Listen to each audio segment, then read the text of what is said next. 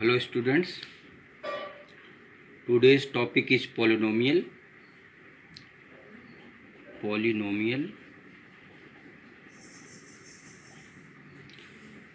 और एक्सरसाइज 2.2 का सॉल्यूशन देखते हैं एनसीईआरटी बुक का।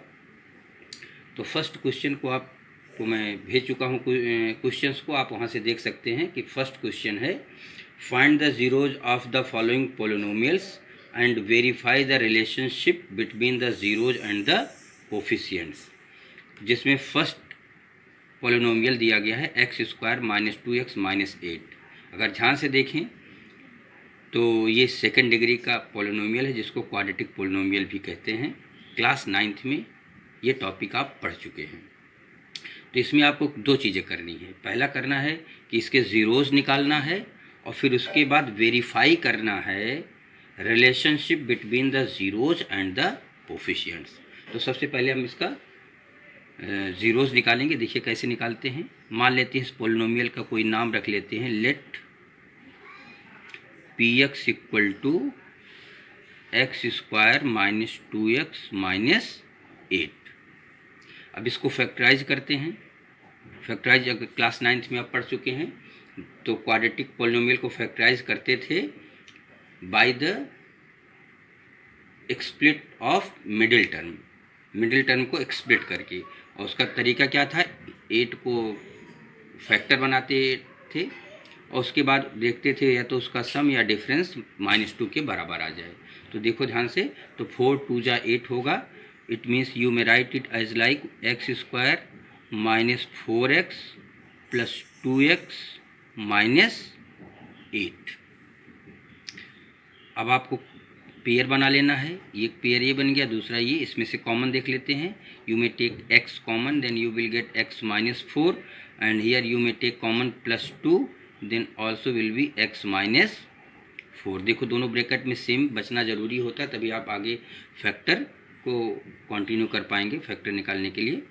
तो वो बन गया है। तो x - 4 को कॉमन ले लिया जाए तो दूसरे ब्रैकेट में बच जाएगा x + 2 और ये हमारा फैक्टर तैयार हो गया।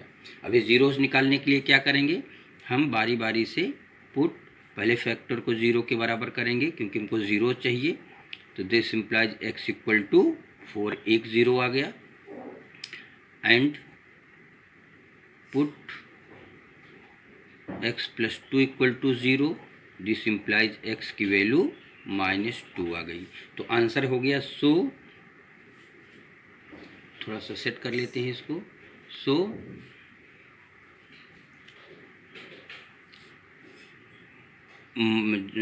4 and -2 are the zeros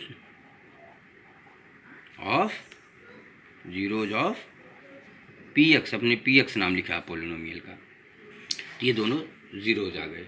अब हमको क्या करना है, अब हमको रिलेशनशिप को वेरीफाई करना है। अब रिलेशनशिप क्या होता है वो भी बता देते हैं। दो रिलेशनशिप होते हैं, एक होता है अल्फ़ा + बीटा = -b/a और दूसरा होता है, फर्स्ट ये हुआ और सेकंड रिलेशनशिप हुआ अल्फ़ा × बीटा = c/a। ये दो होते हैं। अब आप कहेंगे sir alpha beta a b c क्या होते हैं, तो मैं फिर से यहाँ एक्सप्लेन कर दूँ कि जो यहाँ पर आपने सबसे स्टार्टिंग में देखा था ये पोलिनोमियल लिखा था, इसको हम इस तरीके से समझ लें ax² + bx + c। तो देखो a के प्लेस पर यहाँ कुछ नहीं है तो इसका मतलब 1 कोफिशिएंट है इसका। x² का कोफिशिएंट 1 है और यहाँ पर x² का कोफिशिएंट a है। इट मीन्स a = 1 हुआ, b = -2 हुआ और c = -8 हुआ। अब आप पूछेंगे कि अल्फ़ा और बीटा क्या है। ये दो ज़ीरोज़ आपने निकाले हैं 4 and -2, इनमें से एक अल्फ़ा है और दूसरा बीटा है। तो किसी को भी आप अल्फ़ा और बीटा एज्यूम कर सकते हैं। तो लिख लेते हैं लेट अल्फ़ा = 4 एंड बीटा = -2। अब आप देखिए a b c की वैल्यू मिल गई, अल्फ़ा बीटा की वैल्यू मिल गई। अब हम इसको वेरीफाई करते हैं। देखिए कैसे वेरीफाई करते हैं इसको देखते रहिएगा।